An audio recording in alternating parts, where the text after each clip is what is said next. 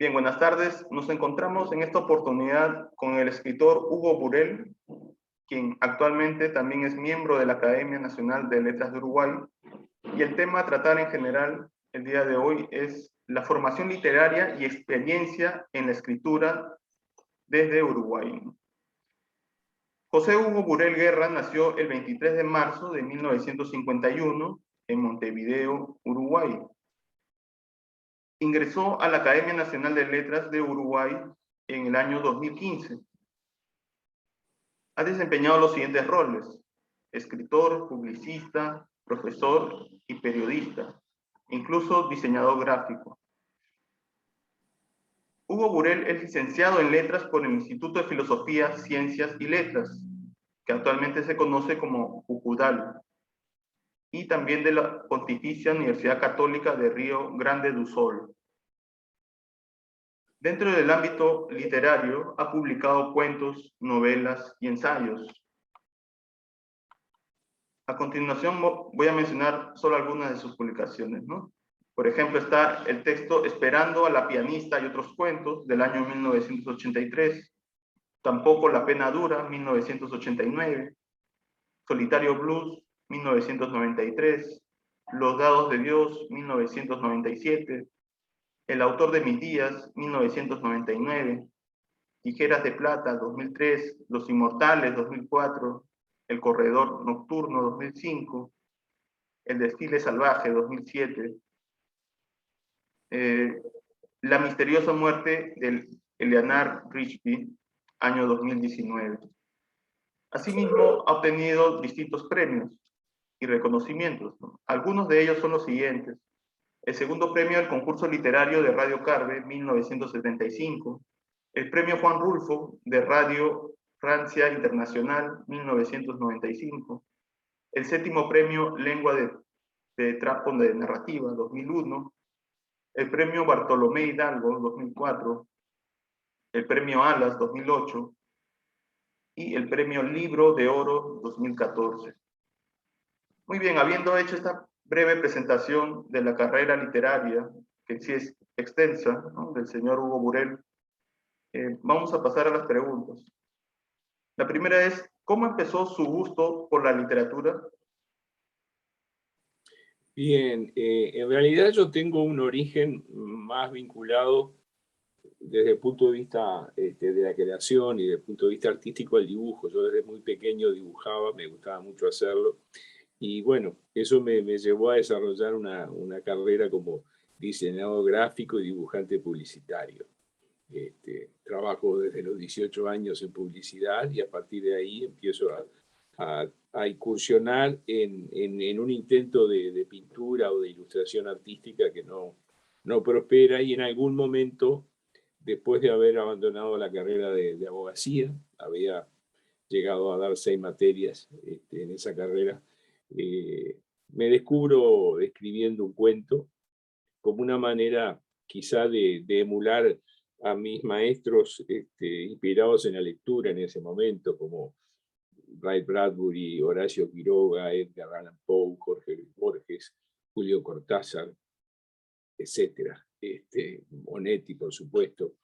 Y bueno, a partir de esa necesidad de expresión,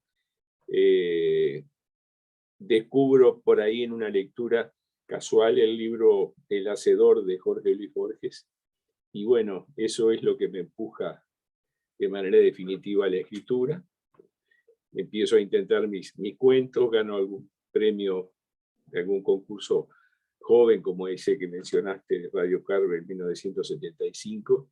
Y bueno, desde que publico mi primer cuento y después mi primer libro, no he dejado de escribir ni de estar entregado a la literatura, pese a haber seguido, como dijiste al comienzo, una carrera paralela con la comunicación en publicidad y el diseño. Eso fue un poco el mecanismo que encontré para mantener al escritor, ¿verdad? Porque lamentablemente la escritura no te permite vivir en ciertos momentos de tu vida, sobre todo cuando no te conoce nadie. El 10% del derecho de autor de un libro que se vende en Uruguay es muy poco, porque se venden pocos ejemplares. Pero bueno, dentro de ese panorama no he dejado de publicar ni de escribir y tuve la suerte de ganar varios premios. Después, en 2015, fui invitado a incorporarme a la Academia Nacional de Letras, que es obviamente un honor y un orgullo. He ejercido la docencia, no en literatura, sino en comunicación. Y bueno, me considero afortunado en la medida que he logrado publicar todo lo que he terminado. He podido publicar cuento, novela, algún libro de ensayo. Y bueno, acá me tenés. Eso es más o menos lo que te puedo decir sobre la primera pregunta. Bien, ¿podría comentarnos cómo fue su formación literaria? Yo creo que el autor tiene que leer muchísimo para poder escribir, ¿verdad? Creo que la mejor manera de aprender a escribir es leer muchísimo, leer mucho. Yo no creo en esos talleres de escritura en donde alguien procura guiar a determinado grupo de personas para orientarlo en la posibilidad de la escritura. Creo que escribir no es una profesión ni un oficio, en realidad es un destino, como dijo Borges. Y como dijo Netti, un autor escribe para su vicio, para su pasión y placer, y también para su desgracia. Es decir, es una actividad ambivalente, muy solitaria y muy inexplicable. Yo al día de hoy todavía no logro explicarme el mecanismo final de la escritura, la necesidad sobre todo la escritura de ficción. Claro, yo soy un escritor de ficción, por sobre toda otra especialidad.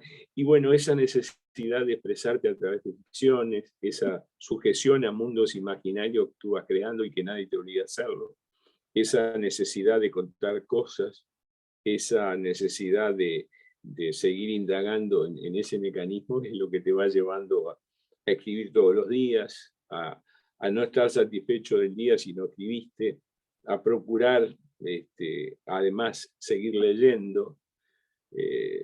La lectura es muy importante, más allá de la influencia que puede tener en tu estilo como autor.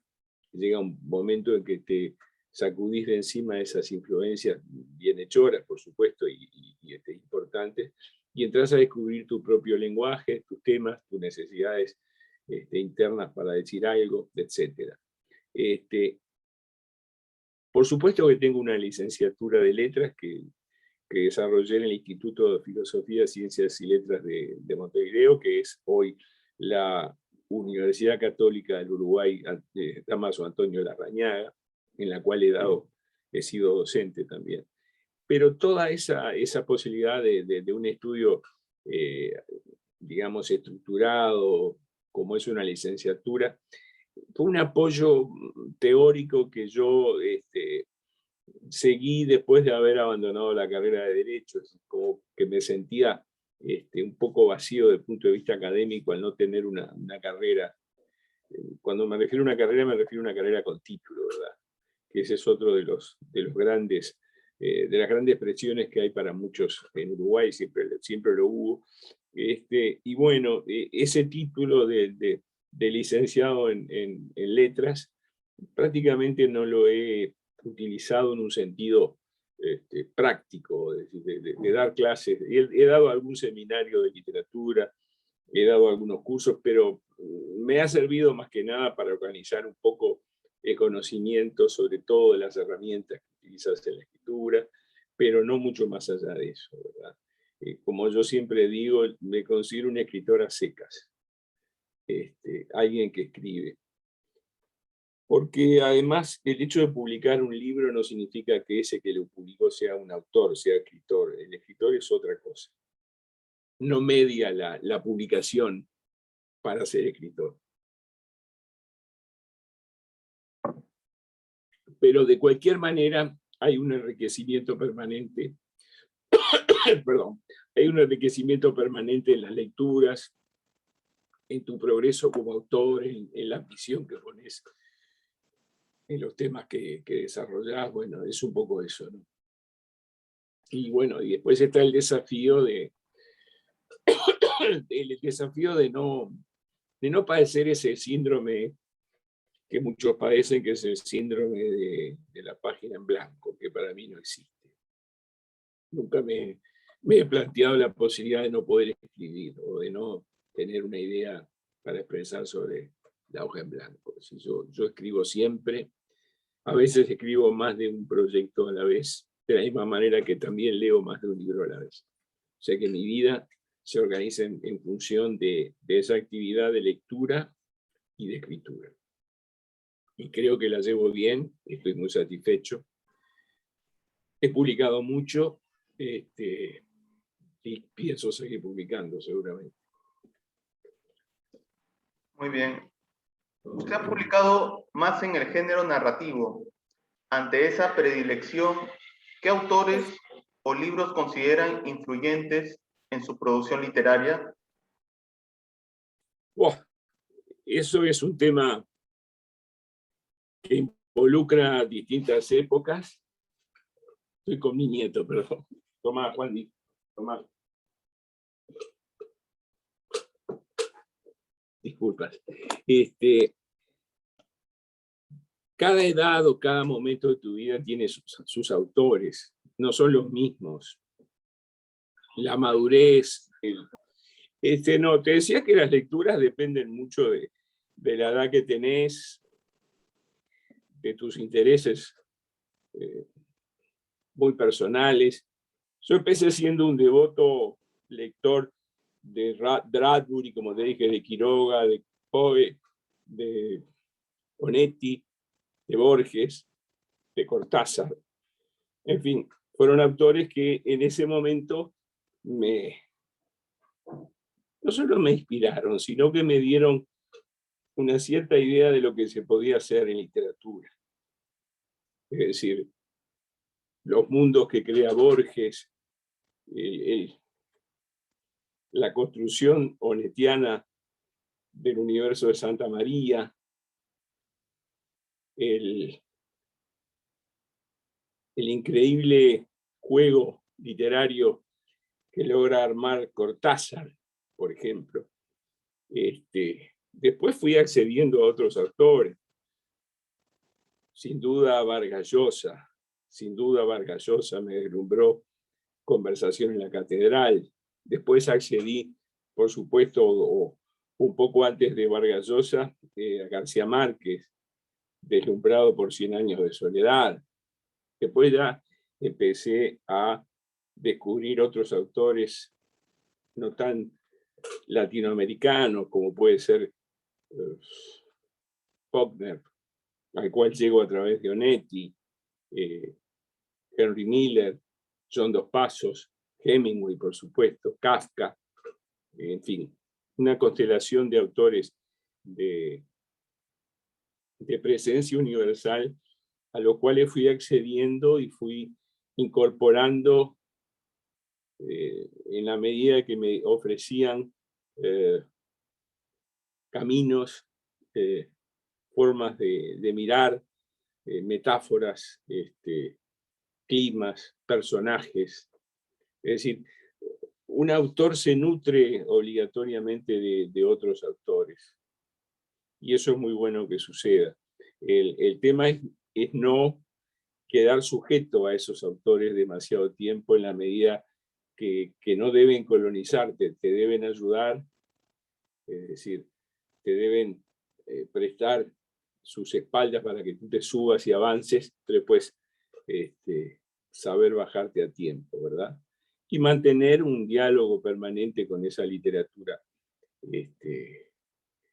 que no necesariamente es la más novedosa o la más audaz o la más vinculada al momento, sino que, bueno, cuando llegas a cierta edad, te encontrás con una nueva lectura de obras que habías dejado leídas hace tiempo y las volvés a leer con otra mirada y te vuelven a asombrar. Y eso, la relectura también es muy importante para un autor. Entonces, digamos, toda esa batería de autores y de obras van generando tu propia biblioteca y tu lugar en el mundo desde el punto de vista de lo que te gusta, de lo que disfrutás y de lo que necesitas como compañía, como método de aprendizaje, ¿verdad? Entonces todo eso es un apoyo indudable a la solitaria actividad del escritor, sin duda. Bien, la siguiente pregunta. Usted ha publicado más en el género, perdón, esa ya la había preguntado, a ver, ¿cómo es su experiencia como lector? Aunque ya nos ha mencionado un poco en las preguntas anteriores, ¿no? Pero en sí, ¿cómo es su experiencia? ¿Sí? ¿Qué Bueno, técnicas? yo soy un lector no metódico, soy bastante caótico en mi lectura. Por ahí agarro un autor y lo indago, después lo dejo y tomo otro, procuro ir descubriendo dentro de un autor lo mejor de su obra, en fin, puedo leer una novela y simultáneamente un libro de cuentos. No tengo, digamos, una conducta demasiado organizada a la hora de leer, pero yo siempre digo que nosotros no elegimos los libros nos eligen a nosotros, en un sentido casi misterioso. Ese libro que por alguna razón compramos y abrimos y a la tercera página lo dejamos, es el libro que 20 años después nos está esperando en la biblioteca y nos dice, bueno, ahora sí, ahora te toca. Y lo agarrás y es otro libro. Y descubrís algo maravilloso cuando 20 años atrás no te parecía tanto, ¿verdad? Esa es la magia del libro. El libro siempre te espera, es el amigo silencioso que siempre está dispuesto, que te está esperando al final de tu día en la mesa de luz para que leas un rato antes de dormir y tú sabes que esa espera es una espera mutua, es decir, tú esperas llegar al libro y abrirlo en la página que lo dejaste y volver a encontrar esa historia y el libro también te está esperando a ti. Está ahí cerrado, tranquilo, no consume energía, no necesita un programa, no se cuelga, no establece dificultades y vas y lo abrís y te conectás en un mundo o en varios mundos. Podés viajar en el tiempo, conocer culturas que ni soñabas conocer, en fin. La literatura es un mundo inabarcable y absolutamente maravilloso para que la sabe recorrer, por supuesto. Pero la lectura, insisto, la lectura es producto de una formación, de una experiencia, de una necesidad y de una capacidad de ir degustando aquello que necesita a veces una cierta preparación previa, una cierta información, una cierta experiencia personal y una cierta empatía, ¿verdad? Yo hay autores con los cuales no logro encontrarme nunca, jamás me puedo cruzar ni detenerme, y otros autores que los vivo frecuentando y son amigos silenciosos, fieles, están siempre dispuestos y bueno, con ellos me llevo muy bien. Es como la vida, ¿no? No podés estar conociendo a todo el mundo, pero bueno, lo que conoces, si lo valorás y te sirve, es enriquecedor, yo qué sé, está cargado de momentos maravillosos, sin duda.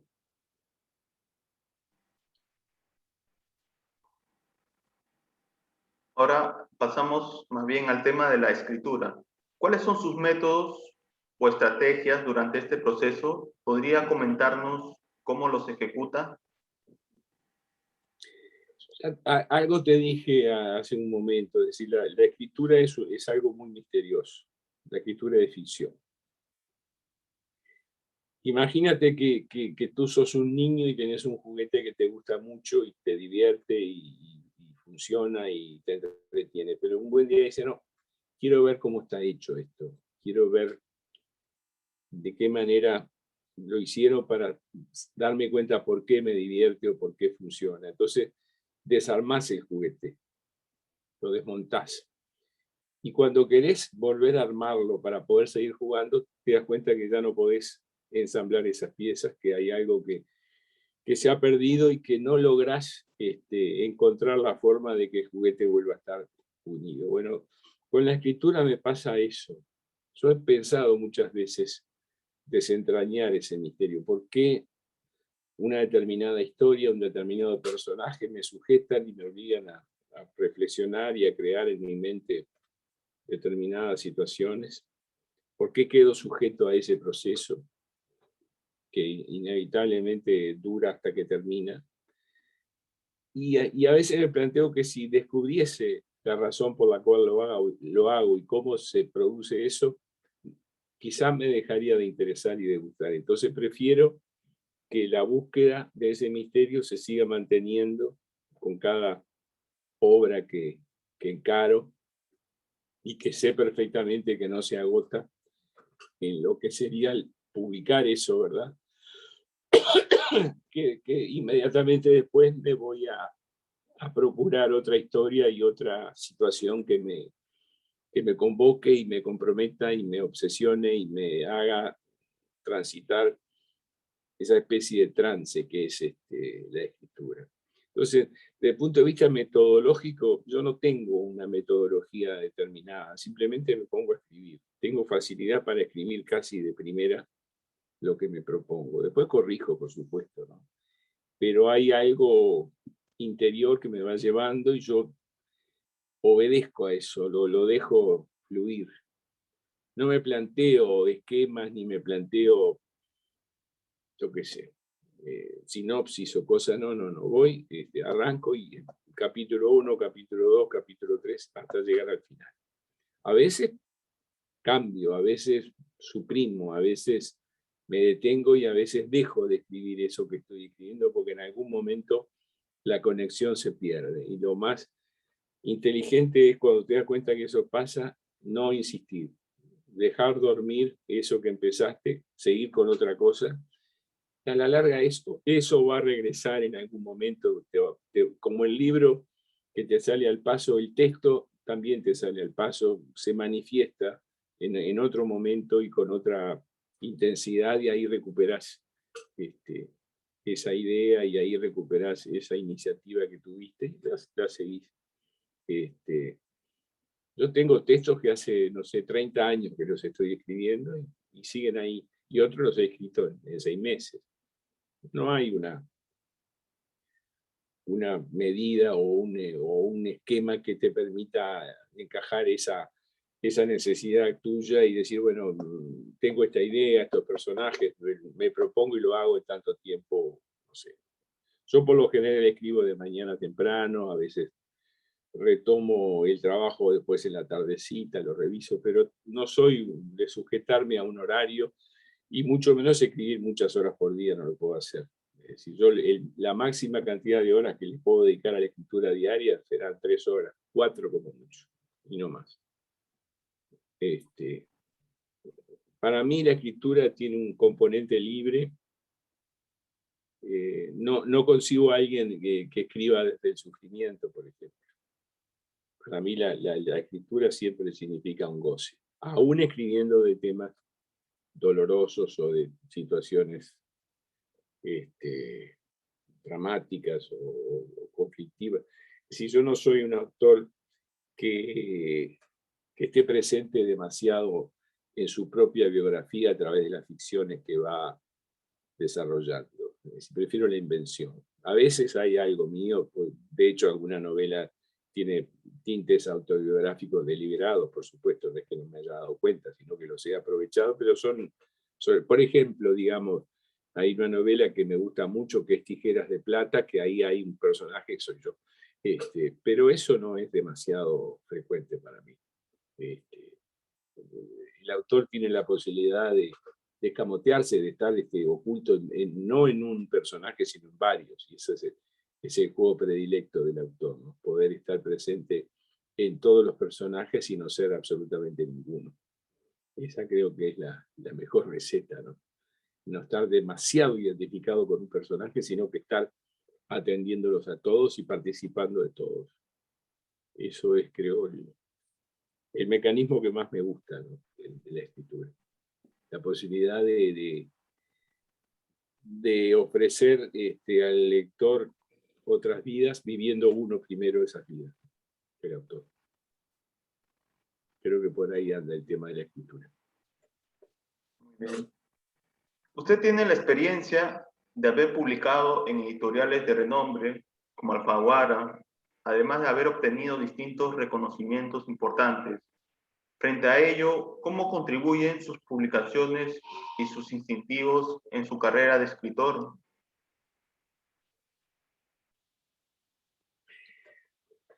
Mira, yo ya he abandonado la idea de que la escritura es una carrera que determina determinada cantidad de premios, determinada cantidad de publicaciones, determinada cantidad de traducciones a otras lenguas. Eso es algo muy difícil no solo de medir, sino de lograr. Yo tengo una larga trayectoria en la escritura. Es verdad, he publicado en editoriales internacionales muy importantes, en Planeta, en Sudamericana, ahora hace un tiempo en Penguin a través de Alfaguara. Sí, eso es verdad. También he tenido posibilidad de ser, de tener presencia de mis libros en otros países, no en todos los que hubiera querido. No he tenido traducciones importantes, casi ninguna, salvo ahí una novela que se llama El guerrero del crepúsculo, que fue premio Lengua de Trapo en 2001 y además fue traducida al portugués. No importa. Kafka es el mayor escritor del siglo XX y su literatura no salió de las calles de Praga. O sea que no me puedo complicar estableciendo qué tanto beneficio o qué menos beneficio tiene publicar en un sello internacional, ganar premios. Sí que los tiene, eso ni que hablar, pero no son tantos como lo que tú puedes imaginar. Es muy difícil en el mundo de la literatura de hoy tener un destaque y sobre todo un destaque sostenido. También es cierto que los premios no cambian en absoluto a la obra, cambian un poco la vida del autor, le dan un cierto renombre en determinado momento, pero tampoco eso es el desiderato. Yo hace un tiempo tuve la posibilidad de conocer a un escritor francés que se llama Pierre Lemaitre, que estuvo en Montevideo, la cual lo he leído y me gusta muchísimo. Bueno, Pierre Lemaitre me dijo una cosa en un almuerzo muy, muy interesante. Él publicaba libros dentro de lo que sería una literatura de serie negra, y era relativamente conocido en Francia, pero hasta ahí. Y tuvo la posibilidad de ganar el premio Goncourt con una novela que se llama Nos vemos allá arriba. Y él me dijo que a partir de ese premio, por supuesto que la reedición de su obra previa se disparó, traducciones, etcétera, etcétera. Pero más allá del premio, de ser el Goncourt, de bla, bla, bla, me dijo, mira, todo eso está muy bien, pero lo único que te permite cierto destaque es la suerte. Tenés buena o mala suerte. Yo tuve suerte, me dice. La suerte es importantísima. A mí me pasó algo similar, no comparo los premios, pero hace algunos años, con una novela que se llama El corredor nocturno, que después fue filmada por el director español Gerardo Herrero, y se hizo una película que trabaja Miguel Ángel Solá y Leonardo Sbaraglia, que fue una película exitosa en su momento. Yo con esa novela estuve así de ganar el premio Alfaguara. Lo perdí por mayoría, algo raro en un jurado de Alfaguara, porque normalmente los premios se dan por unanimidad. Bueno, ese lo perdí por una mayoría de un voto. No importa, no sé qué me hubiera cambiado la existencia de ese premio, pero siempre es un factor suerte que domina el tema de los premios. Por lo tanto, uno no puede estar considerando a priori ganar tal premio o tal otro. En realidad, uno no debe esperar ningún tipo de premio por lo que hace. Esa es la actitud más sabia y más sana. Porque como ya te dije, la obra no va a cambiar con o sin el premio. Es la obra, es lo que tú hiciste y bueno, si alguien lo valora y lo quiere premiar, está muy bien. Pero si no recibo premios, ahora va a seguir siendo lo mismo. Cambia mucho el autor y bueno, te puede cambiar un poco la cuenta bancaria, pero no creo que vaya más allá de eso. Entonces uno tiene que aceptar el derrotero de su escritura, no tomarlo como una carrera. Una carrera implica un esfuerzo, superar a otros, llegar a una meta. La literatura, como dijo Borges, no es un certamen, pero tampoco es una carrera. Es un destino, una necesidad vital, una posibilidad expresiva, algo que no puede ser sustituido por otra cosa. Es decir, el problema que a mí me resuelve escribir no me lo resuelve otra actividad que yo haga. Eso lo tengo claro desde hace tiempo. Así que anda por ahí también el tema de la escritura. Muy bien.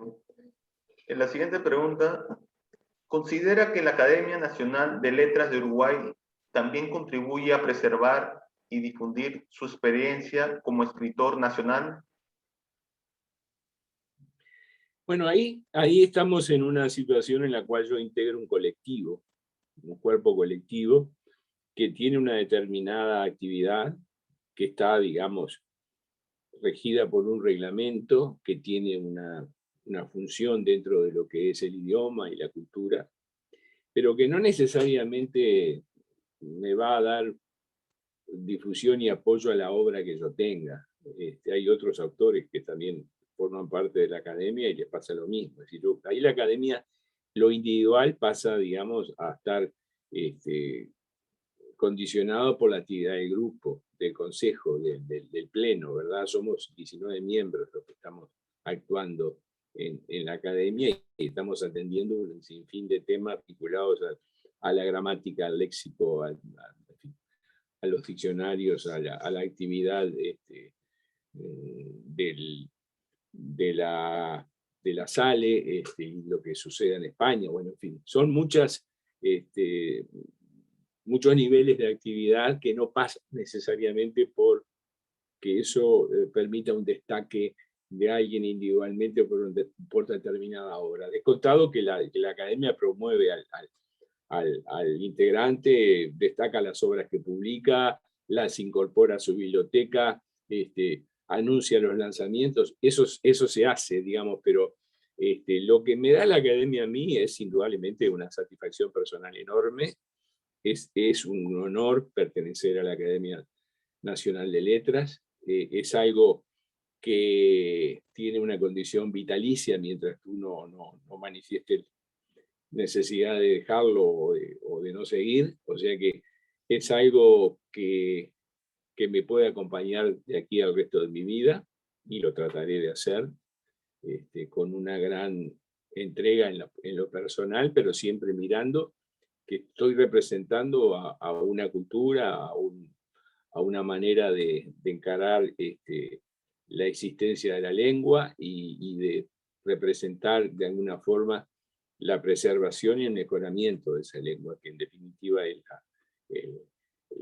la misión que tiene la Academia Nacional de Letras en cualquier país. O sea que yo separo claramente la actividad del autor con la actividad del académico, en el sentido que siendo la misma persona estamos en ocupaciones paralelas pero distintas, sin duda.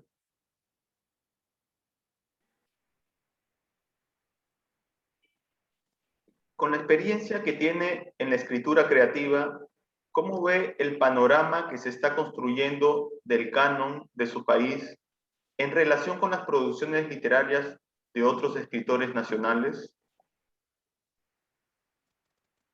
Bueno, tú sabes que determinar la existencia de un canon o de un determinado grupo de autores que por determinadas circunstancias tengan un destaque, una trayectoria y un reconocimiento, es algo muy difícil, en el sentido de que actúan de muchas variables dentro de esa mirada, ¿verdad? Por un lado está lo que es la industria editorial, que como todos sabemos es un negocio como cualquier otro, impulsa la venta de libros y la lectura, pero tiene un criterio absolutamente, digamos, enfocado en el presente, no está buscando la trascendencia, la duración o lo que fuere. Los cánones, por lo general, están creados o están identificados por personalidades de la crítica, estudiosos. Este, te doy el ejemplo, el famoso libro de Harold Bloom, El Canon Occidental. Bueno, tú ahí puedes ver una serie de reflexiones de este estudioso norteamericano que de alguna forma está fijando desde su punto de vista qué obras o qué autores son los que merecen ingresar en una especie de categoría del Olimpo. Yo creo que un autor no debe preocuparse de integrar canon alguno, sino que tiene que estar preocupado por su obra y por lo que hace. En definitiva, pertenecer o no pertenecer a determinada categoría que fije quiénes son los que merecen perdurar y quiénes no. Es decir, la posteridad no se elige, sin duda. Entonces, yo apenas puedo ser consciente de lo que yo hago, de lo que están haciendo algunos colegas coetáneos. Yo leo poco literatura uruguaya en general. Quizá ese sea un defecto, lo reconozco. Ahora me voy a enfrentar en pocas semanas a mi actividad como jurado en el concurso organizado por el Ministerio de Educación y Cultura en la categoría narrativa, y eso me va a permitir acceder a obras inéditas y obras éditas de lo que se está haciendo en Uruguay en este momento, de lo que se ha publicado de 2 años a la fecha. Eso creo que más allá de mi tarea como jurado me va a servir para hacer una especie de repaso de lo que está pasando y enterarme de ver un conjunto de obras o de autores que están en este momento publicando o intentando publicar. Pero no me preocupa sinceramente esa idea de canon o de grupo o de selección que no me corresponde a mí hacerla ni incluirme en ella, obviamente. Simplemente tengo que cumplir con lo que yo necesito hacer y con eso ya estoy justificado. Es como decía Machado, al cabo nada os debo, me debéis cuanto escribo. Y eso creo que es lo que hago normalmente. No me estoy preocupando de quién va a perdurar o quién no, cómo estoy yo en relación a los demás, si merezco o no estar en determinado canon. No, no lo sé y tampoco me preocupa. Muy bien. La última pregunta. ¿Qué recomendaciones podría brindar a los jóvenes que también desean ser escritores? Bueno, eso es una pregunta muy, muy común que te las hacen, sobre todo cuando estás llegando a cierta edad. Yo lo único que les recomiendo a los jóvenes, en primer lugar, leer mucho. Leer. Tratar de organizar la lectura y que esa lectura sea provechosa. Ir a esos autores o a esas obras que de alguna manera justifican una lectura, digamos, interesada y una lectura atenta. Lo otro es que si tienen algo que decir, traten de decirlo escribiendo. La lectura mejora la escritura, porque la lectura te dice cómo se construye una frase, cómo se desarrolla un personaje, cuál es la necesidad de describir algo o no hacerlo.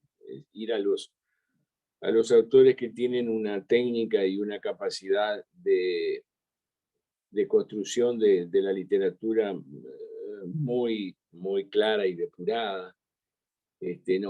No transitar por la experimentación por el simple hecho de que parezca ser novedoso o nos permita quebrar ciertas reglas, ¿no? Es muy difícil aconsejar a un joven hoy en día porque está la influencia permanente de los medios electrónicos, de otros medios que contienen relatos, sobre todo el audiovisual. Creo que la lectura es otra cosa, genera otro tipo de sensaciones, otro tipo de tiempos y otro tipo de reflexión.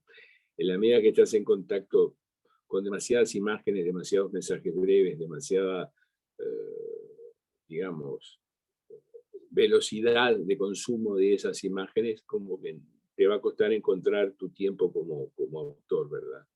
Yo creo que el autor tiene que renunciar a determinados tiempos en otras actividades y concentrarse en leer y en pensar en qué puedo decir con lo que he vivido y con lo que he leído y con lo que quisiera vivir. Sobre todo la imaginación es muy importante, la capacidad de imaginar. Estoy hablando de literatura de ficción, por supuesto, que es la más estimulante de todas para mí. Listo, señor Hugo Burel. Ha sido un gusto haber tenido esta entrevista. Usted ha respondido a estas 9 interrogantes, ¿no?, que quería plantearle.